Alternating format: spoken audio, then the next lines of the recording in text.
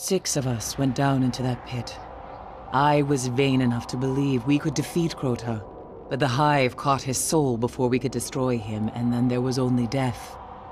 We failed. You cannot destroy the soul of Crota. And so it begins. We called it a temple where we first saw Crota. Go, find it, and make it his grave. Yes, ma'am. What is up, my Squirtleites? It is I, your king, welcoming you back to more Let's Play Destiny. In the last episode, we finished off Siege of the Warmind, and in this episode, it is The Awakening. We are here to stop the resurrection of Crota's soul. We hid in the old moon base up ahead, waiting for the right time to strike. We were brave, but we were not ready. And so, in this video, I have a lot to talk about in terms of lore. Because we are going to just basically give you the lore of not just this mission, but also Crota's End itself, the raid, because we're not going to unfortunately be able to show it. The rocks cracked apart, Hive waiting in ambush. It was worse for the ones who made it inside. Stay alive. Yeah, so let's talk about Crota a little bit more. Why is Crota here? Okay, what is he doing here on Earth? You know, does he have a specific purpose here? Possibly? Well, he does actually. I don't mean to disparage or, you know, in any way make Crota sound like he isn't a terrifying being, because he is. He is technically a god. Well, he's actually also kind of a total loser. So, there was actually a great war between the Hive and the Vex some time ago, as the Hive were trying to seize control of the Vex's ability to manipulate time. So, they actually had a war with, I don't think it was technically within, but it was surrounding the Vault of Glass. Now, we'll get into the Vault of Glass more, but all you need to know is that the Hive basically failed. And it was all Crota's fault, okay? Crota is the one who screwed up big time, and his daddy Oryx was not very happy about this. So, he essentially banished Crota. He said, I'm going to give you a mission to complete, and if you do not complete this mission, you are forever in exile, and or you might as well just die. Which his mission was to be sent here, actually. And it runs a little deeper than that, and we'll explain that more later, because that's also part of Oryx's story, and I don't want to spoil that too much. But all I'll say is that he was sent here, and that is why he is here. So, we are here to, and I forgot I had a shotgun and a fusion rifle. We are here to stop Crota, because Eris with her fire team, which included Toland, Ariana 3, Moda, and a couple others that I cannot actually remember the name of off the top of my head, but I will be putting up things about them, obviously, throughout the video. They basically went down in the pit to stop Crota, and they failed. Now, what were the challenges that they faced down there? Well, they faced eternal darkness, for one. That was one of the major things they faced. Few lamps that lit the way, but lamps that, upon trying to ignite, would ignite and explode, thus not being able to light your way for very long. These lamps lit the way to a bridge that would help you reach, well, yet another bridge on your way to fight Crota. Problem is that in the darkness were endless thrall, hungry, endless, insatiable thrall that were there to kill you. And all you could do was run. You could not fight them off. It was impossible. They would come at you endlessly until you were dead or you had left. And so, that is what they were tasked with. Not everybody made it through that, but it only got worse. Beyond that point waited a bridge with a task, with a challenge, with totems that would,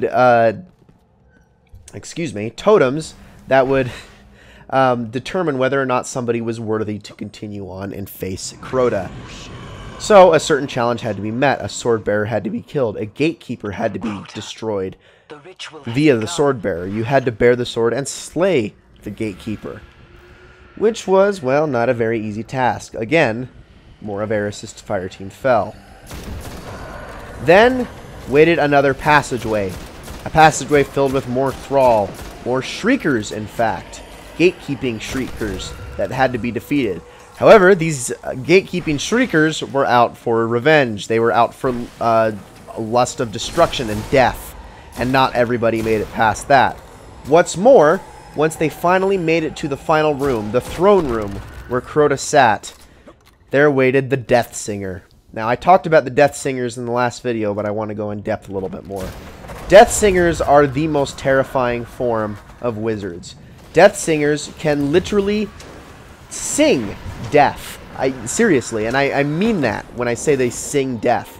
They can actually form the words that create death into a tune. And, oh my gosh, I almost died. And they can, well, will it unto this world and kill whoever they want to kill. It's a terrifying prospect, actually. Very terrifying.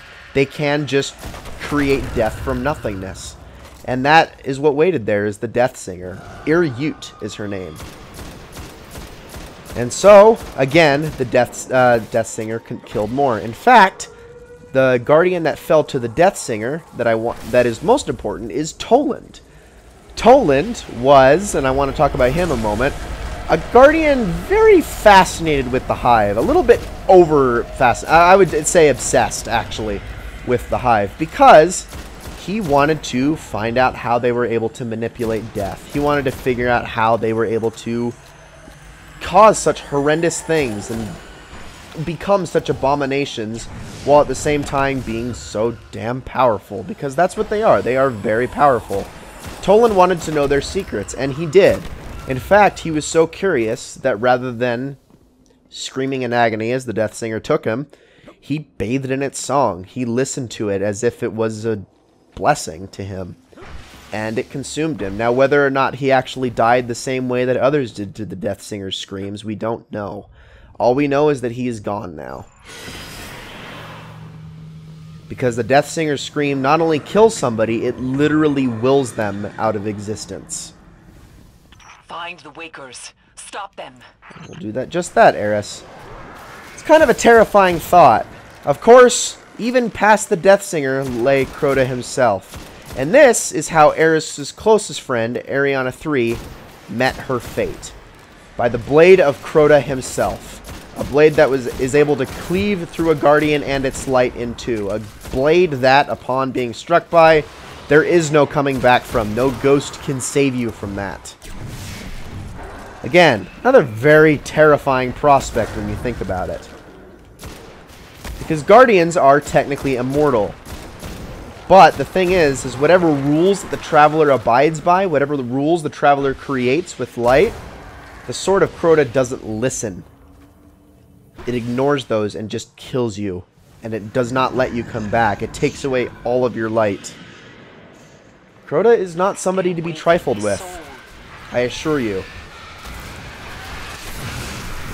But, thankfully, a more capable fire team, no offense to Eris and her fire team, but more capable fire teams were then sent down into the pit. And they were sent to destroy Crota's, because, believe it or not, there is a way of beating him. There is a way of killing the Death Singer. There is a way of making it through the darkness, of crossing the bridge without dying. It just, well, took a little bit more coordination, a little bit more know-how, and most importantly of all, the knowledge of Eris Morn that she learned while she spent her time here in the pit. And with the same blade that we had to defeat all those knights in the Sword of Crota mission, we would use it to kill Crota. Thus, ending the reign of a god. And now, all we have to do is to defeat his soul. Simple, right? Shouldn't be that difficult. Just a second, sir. You are actually going to kill me, and I need you to stop. I said stop. There we go. So now, we have to destroy the crystal that holds Crota's soul. Crota! And there he is, right there. Do you see that? Those are his eyes right now. We gotta hurry. Kill these knights quickly. You gotta kill all the wizards. Get out of here, all of you. Waker of Crota. Summoning those vestiges, we gotta kill them fast. Please die. There we go. There goes 2 of them. Okay, we gotta hurry fast. They all have solar shields. We can just kill them very, very quickly. Where's the last one at? All the way over there. Okay. Now, I'm not gonna really be able to use my shotgun to take care of this crystal because it is going to be mobile here in a second. So, no. Kill it. Oh my gosh, that was close. There we go. All right, now is the chance. So the crystal's going to rise into the air. This is when we want to start firing upon it. The crystal destroyed. I'm working on it. I'm working on it. Don't you dare. Do not come near me. Stay away. There we go. Okay, reload. Fire. Come on. Get out of here. Woo!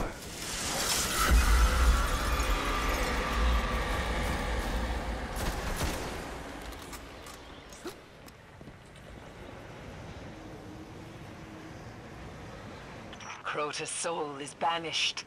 You have given me the gift of vengeance. I thank you. And even if they don't yet know it, the city thanks you.